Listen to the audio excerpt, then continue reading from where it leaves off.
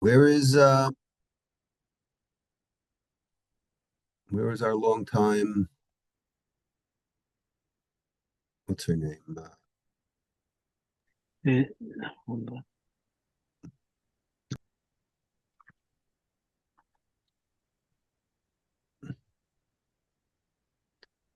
Okay, few more seconds.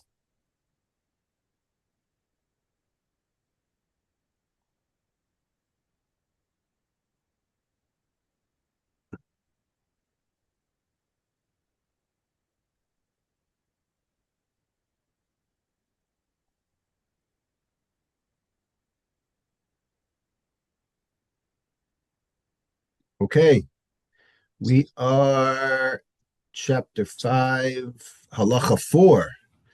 We have been discussing the last couple of days the mitzvah of Kiddush Hashem and giving up your life under certain circumstances. So the Rambam in halacha Dalid gives a little summary. Okay, he says, "Kol mi shenemar bo yaharag val yavor v'neharag below avar harezim ischayev benafsho." Okay, so if for 99% of the prohibitions that you have to do, okay, you're not allowed to give up your life. Life is very, very, very precious, and 99% of the time, you have to live to see another day. All right, and that's actually that philosophy of living to see another day is actually one of the sources why the Gemara in Yuma says we're allowed to do pikuach nefesh on Shabbos. Um, it says Vishamur b'nei Yisrael as a Shabbos, and the Gemara over there says that you have to stay alive so that you could observe Shabbos next week, right? So that's one of the several examples that's talked about at the end of Maseches Yuma, and that's really the rationale over here is that you have to preserve yourself, and 99% of the time, unless it's one of the three exceptions, you have to commit the sin. Okay. Um, and if you didn't, so says the Rambam again, the Neherag, what if you decide to be Superman and say, I'm gonna take one for the team? Hareza mischayav benafsho. Again, a very weird statement that once you're dead already. But the point is that, like we said yesterday, just like it's illegal to commit suicide, right? So too the same philosophy over here is you are not allowed to give up your life. Now, there's many discussions over here. 10 minutes won't serve it justice, but there are questions raised by the commentators regarding several stories in the Gemara. One of the famous stories is Elisha Bal Knafayim, if you remember him at home. He was wearing tefillin when he wasn't supposed to, and he basically said, "I'm going to wear tefillin, and if you kill me, then I'm going to have to accept it." And tefillin is not one of the big three, so there's a discussion about you know unless you're like a super leader and you need to make an example, you need to show everyone that you're willing to give up your life for something that's not one of the big three. So that's a possible answer. There are other answers also given, but yeah, there's really a lot to talk about. So the next line of the Rambam says, "V'chol mi shenemar bo yeharag val yavar v'nerag v'lo avar." And what about the cases, the three exceptions?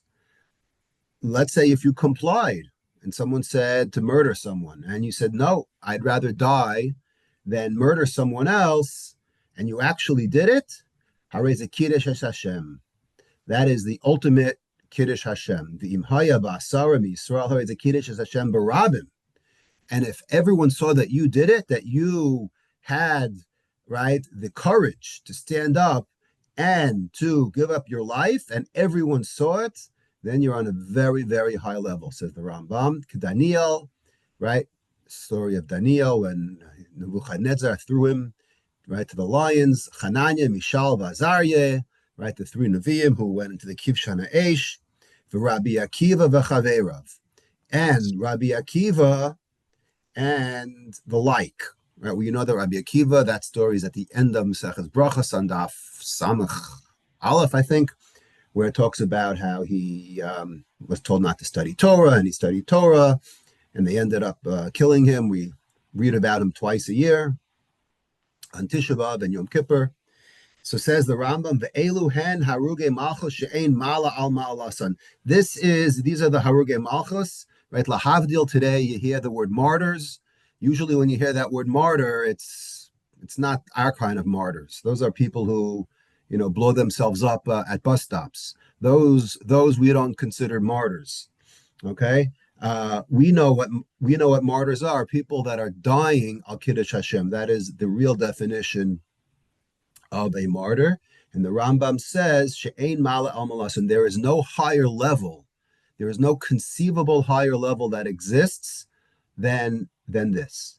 V'aleihem nemar, and this is what the pasuk in Tehillim says, Ki alecha horagnu kol hayom nechshavnu kitzon tivcha. Right? We were killed, we were slaughtered, right? Like sheep. And if you remember, this pasuk is mentioned in those tragic stories, I think on Daf Nun Zayin or so in Gittin, right? In the Kamtza Bar Kamtza story, where the children were on the boat and they all committed suicide when they realized what they were going to do with them for immoral purposes. I believe that's the pasuk over there in Gittin also. V'aleim nemar isfuli chasidai korte bris alai zebach. Right, gather the Hasidim, right, who are like a sacrifice. What about the opposite, right? If someone had to kill himself, right, and let's say he succumbed and he said, you know what, I'm not going to do it, and he did not give up his life when he should have, so what's his punishment? Hareze mechala Hashem. That's called chilul Hashem. Now, again, very easy for someone to say that, right? If the shoe's on the other foot, right? I'd like to see how you react when you're told to do something and you don't do it with a gun to your head, right? Again, it's very easy to write it. Another thing to actually live through it. Hopefully, no one should ever know that. But nevertheless, the Rambam says that's called a chilul Hashem, v'imhaya ba'asara mi Yisrael. And if it was in public, and you did chilul Hashem in public, hariz a chilul Hashem berabim, A, and B, ubitel mitzvahs ashesh hu kiddush Hashem, v'avar al mitzvahs lo taseh chilul Hashem. So you committed a lav, and you were over an aseh. Not good. So here's the question: do you get any punishment? Meaning you get chilul Hashem and there's an aseh and lo taseh. Do you get anything? And this is a very, very much talked about subject as of, just as I said a lot of times, these few halachas in the Rambam have a lot of ink spilled on them by commentators. This is a very, very, very much discussed topic, mostly in Masechet Sanhedrin. The Rambam here just gives, just the highlights, so to speak. But the question is, does this person get punished in the court system? So that's what the Rambam discusses now. Meaning, what about Malchus? He did a no-no. Meaning what? He had a commandment to give up his life, and he committed an avera. So does he get Malchus? So the answer is no. So he did avodah zarah. Now he did avodah zarah. Granted, he had a gun to his head, but still, Bezdin does not kill him. Most people who are chayav, right? If you commit avodah zarah, for example, or if you work on Shabbos, Mechal Shabbos, for example, right? You're chayav misa, but we don't put this person to death. Why? Because this was an ones. Okay, this is called a forced action. He was forced to do it. And the Rambam says, we do not kill you. The rule is, she'ein malkin u'mamisin ela la'ova birtzono u'be'edim v'hasra. You need edim, right? We did this in Makos, if you remember. You need witnesses, you need a warning, and it has to be done on your own volition. You can't have a gun pointed to your head. Shenemar benosin mizar lemolech, and the way the Rambam knows this is from the pasuk of Molech. Remember that strange, right, avodah zarah, where machlokas, whether you put your kid in a fire or you pass him through fire, machlokas Rashi Ramban, but either way, you do some kind of fire ritual with your children, and the pasuk in Kedoshim says, in Achrei Mo says, "V'samti ani es panai ba'ishahu." Okay, I will punish that person. That's when you do it. Bibnei hashmuel lamdu hahu lo onos v'lo shogeg v'lo muta. You only a chayiv misa if you do it out of your own volition, and you know what you're doing, and you weren't making a mistake. You knew exactly what was going on. So says the Rambam, Makal b'chomer uma im avodas kochavim shichamur min akol avodas ba'onas eno chayiv kares. Right? If you take avodas kochavim, which is the absolute worst, most stringent out of all them, right? If you do it only because you had a gun pointed to your head, you're not chayiv kares or misas bezdin kal v'chom l'shar mitzvahs hamur b'Torah. So to any other mitzvah, if you're forced to do, right, then you do not have to get punished in our court system. Uba arayis hu omer, and when it comes to arayis, it says v'lanara lo tasa davar. Right, this is the famous pasuk in Parshas Ki Teitzei, where it says that, when a girl is raped, this teaches us that it's called ones rachmana patre. This is the biblical source that a ones, that if something is done by force, right, you are not liable if someone forces you to do something and pressures you up to the point of killing you. Okay, we learn it out from the Nara Hamurasa, right? She couldn't defend herself, so it's not her fault. She was raped, right? So now the Rambam ends off by saying something very interesting. He says, "Avlim yachal lemalat nafsho." What if you have a case where a guy again has the gun to your head, right? But this person has an opportunity to escape. V'livroach mitachas yad hamelech, and the king, right? The king turns around for a minute, and the guy had an opportunity to run away. Ve'enuosa, and he did not take the opportunity to run away. Hinehu kekelev shav keo. The Rambam is very, very uncharacteristically graphic over here. He compares it. There's an expression, I think it's a pasuk somewhere, a navi, of a dog going back to his vomit. Like when you go back to something that's gross, right? That's the expression kekelev shav keo.